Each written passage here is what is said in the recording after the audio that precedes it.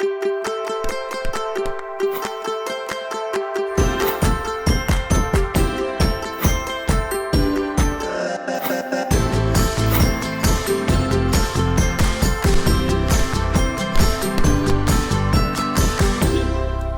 today is the last day of our Missing the Point series. Woohoo! I feel like it's been a long one.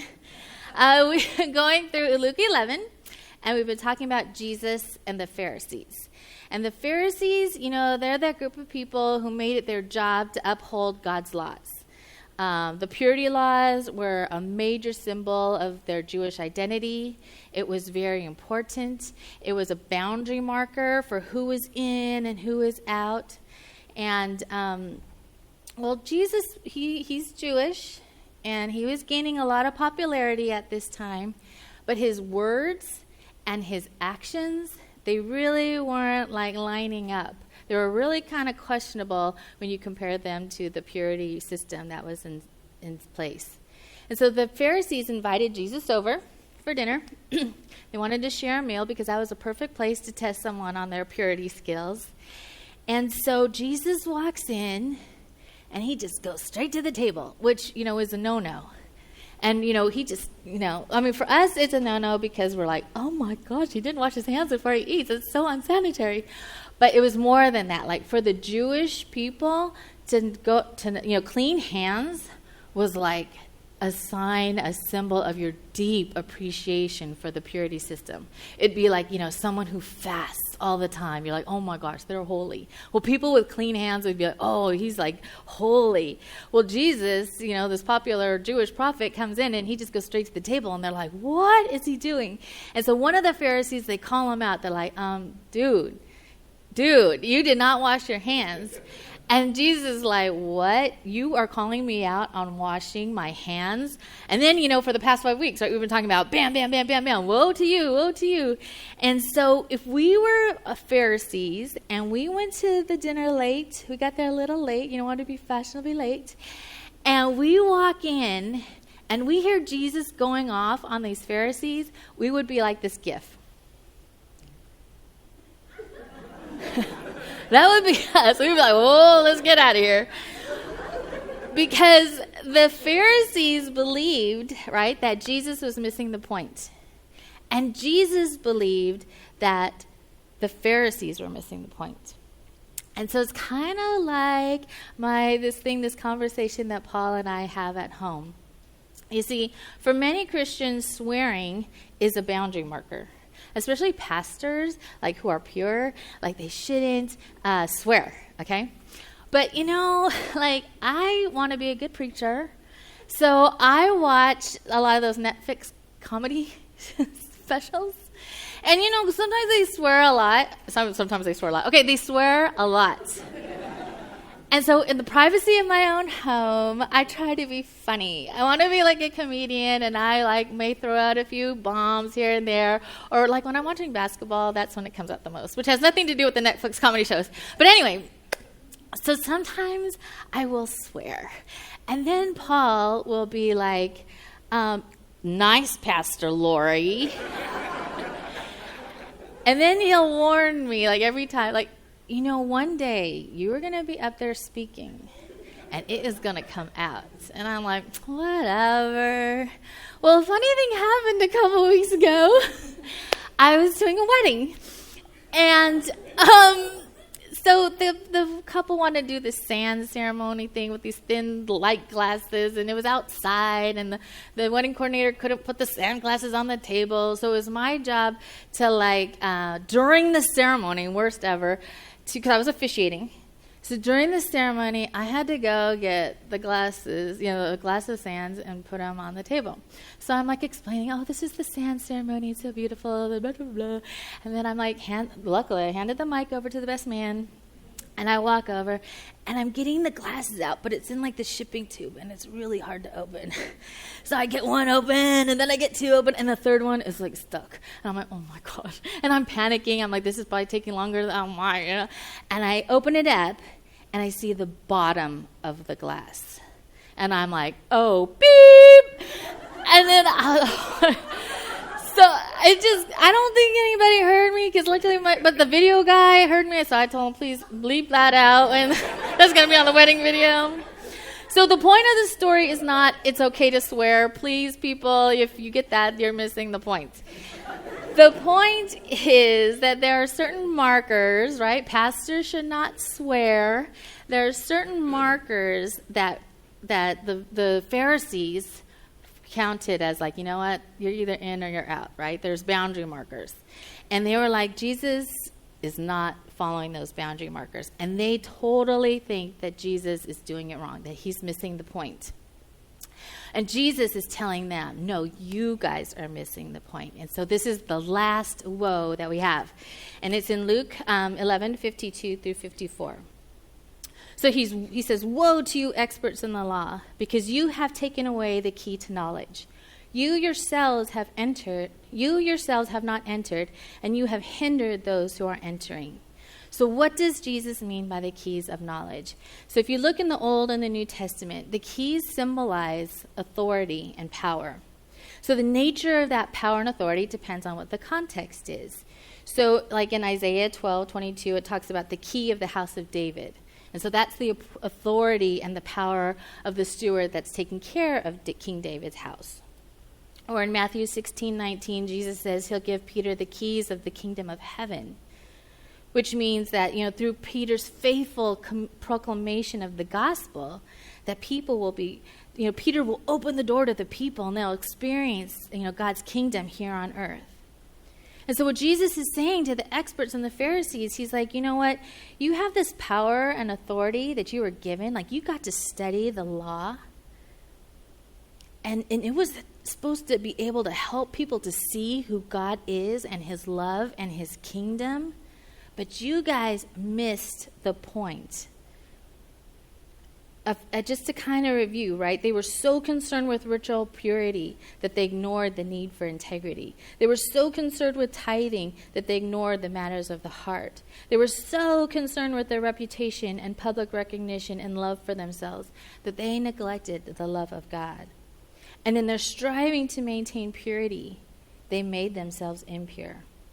And in their concern for enabling faithfulness to God, they have placed burdens on people, creating the opposite effect. And so instead of opening the doors for the people to come and experience God's love and his kingdom, they shut the doors, locked it, and they locked themselves out, and they locked everybody else out too. And so how did they respond? Luke 11:53 through 54 tells us that when Jesus went outside, the Pharisees and the teachers of the law began to oppose him fiercely and to besiege him with questions, waiting to catch him in something he might say. He was so angry, but it wasn't because of judgment or anything. He was so passionate because he loves them. And he wants them to experience his love. And he wants them to experience God's kingdom and help others experience God's kingdom. And have you ever been like that with your children? You're just you just yell at them, not because you want to beat them down, but because you want them to see what they're missing out on. And what Jesus is doing is he's redefining purity. The old way, the purity system, it created boundaries that kept people separated from one another. But this new system of purity is pointing to a new way that overcomes all barriers. And this new way takes care of the impurities of our heart, because that's where the real uncleanness comes from. That's where it starts. The heart is the source of our words and our actions. And the heart is what makes us unclean, not our hands. And so Jesus is amazing. He used his power and his authority to become weak and vulnerable. He chose to live in our broken world and engage in our pain and suffering with us. He became weak and vulnerable and died on the cross. And it's his life and his death, and then we see the power of his resurrection. And that's what gives us our hope. And that's where we know that we're going to have life, that we're going to experience restoration and healing, and where we can have freedom and peace and joy from the inside out. And that's what Westside calls experiencing heaven together. And so Jesus is concerned with the heart of a person. The heart of a person.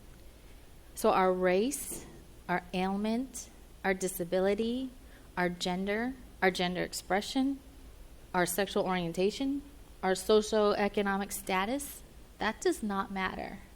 Like if we look from Luke all the way to Luke 10, what do we see? We find Jesus like redefining purity in the way that he overcomes the barriers, right? He hangs out with the poor and the marginalized, right? The women and the children and the widows and the diseased and the demon-possessed. They were like nothing. They were like, the bottom of the totem pole. But that's who he healed, and that's who he restored. He even shared a meal and listened to the stories of the sinners, right? They were the unclean tax collectors and the prostitutes and the adulterers. He even healed a Roman slave. The Romans were the enemy, and then it was the Roman slave, and slaves are like nothing.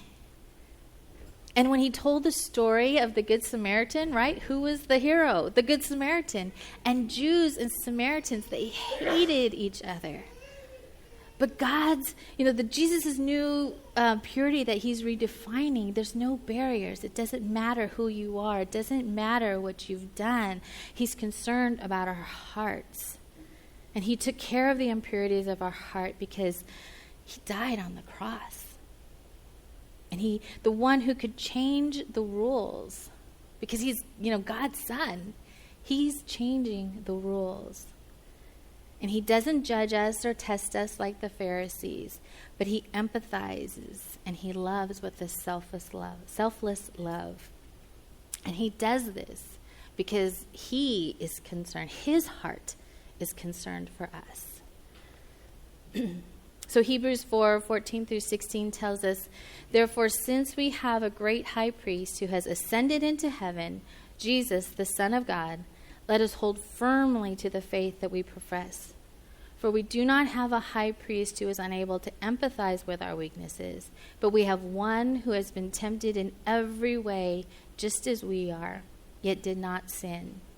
So let us then approach the throne, God's throne of grace with confidence, so that we may receive mercy and find grace to help us in our time of need." So while the Pharisees judge and test, Jesus empathizes with us.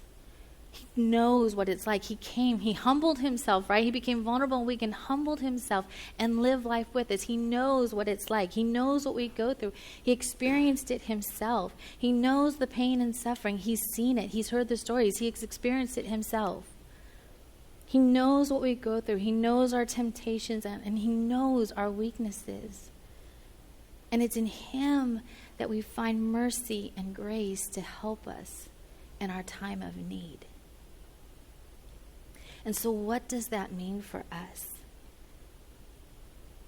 Jesus is concerned with our heart. And he invites us to come to him no matter who you are and no matter what you've done. So what do you need? In what ways have the modern day Pharisees taken away your key to knowledge?